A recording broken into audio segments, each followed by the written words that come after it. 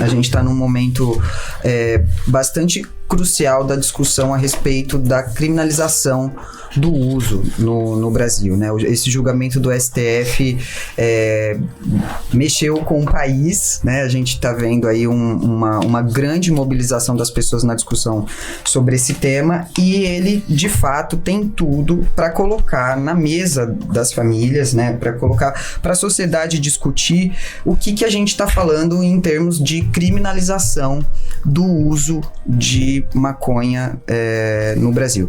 Para começar, eu acho que é bastante interessante a gente fazer um resumo do que é que está em julgamento, né? O que está em julgamento é a inconstitucionalidade do artigo 28 da Lei de Drogas, que fala do uso, né? Que ali no artigo 28 a gente tem a situação onde a pessoa está fazendo o uso adulto, né? Assim, aí a gente pode até fazer uma extensão de que a gente está falando de todos os usos, né? Não só do uso recreativo ou adulto, como queiram, ou do uso terapêutico, porque é um uso também.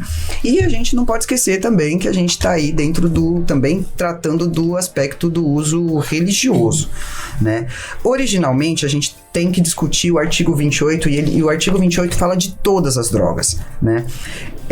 Infelizmente, né, desafortunadamente, nós temos aí homens covardes discutindo a questão e limitando a discussão à maconha, né? Mas na verdade a gente sabe que isso não é o ideal, não foi a isso que eles foram chamados, né? O STF foi chamado a discutir a questão da constitucionalidade ou a inconstitucionalidade do artigo 28 da Lei de Drogas, e acabou tomando um caminho de fazer uma discussão a respeito da maconha. Isso não está perdido, né? De qualquer modo, não está perdida a discussão, mas a gente também tem que ter aí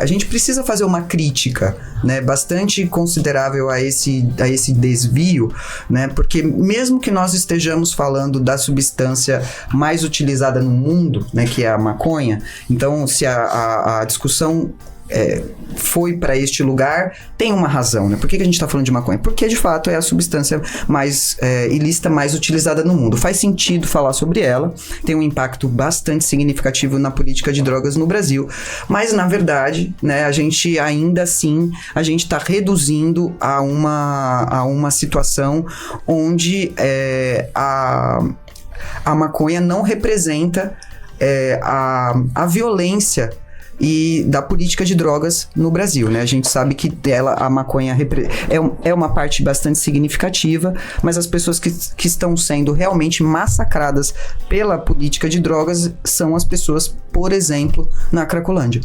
Né? Então a gente está quando a gente vai falar sobre uso problemático de substâncias, onde é que estaria o maior problema, né? Não estaria, por exemplo, na maconha, do qual a gente também tem aí o uso terapêutico, a gente não tem histórico de morte pelo uso da maconha, mas as outras substâncias a gente tem um impacto aí bastante grande na saúde pública. E a Lei de Drogas tem como objeto de proteção a saúde pública, né? Então, por que a gente está desviando, né, de uma discussão que a gente poderia estar falando a respeito de saúde pública? A gente vai falar só da maconha, que é uma substância que não tem nenhum impacto assim tão grave na saúde das pessoas. Ao contrário, né? Ela pode trazer saúde. Então, na verdade, a gente vai estar falando também sobre as outras substâncias, a gente vai estar falando do usuário. Então, separar o usuário por quantificação, por métrica. É isso que devia estar sendo discutido agora no STF, é isso? De todas as drogas, e não só da maconha. E não só da maconha. O STF anunciou, né, assim, alguns votos anunciaram essa questão dos critérios quantitativos para determinar se é um usuário ou se é um traficante. Mas a gente está falando sobre a liberdade do sujeito adulto de fazer o que ele quiser com o próprio corpo. O que a gente está discutindo é o direito à intimidade, né? Então, quando a gente está falando de intimidade, por que só a intimidade no uso da maconha é que vai ser considerado? Então, esse é o grande anacronismo dessa discussão. Gostou desse corte? Então compartilha e ajuda a fortalecer esse movimento.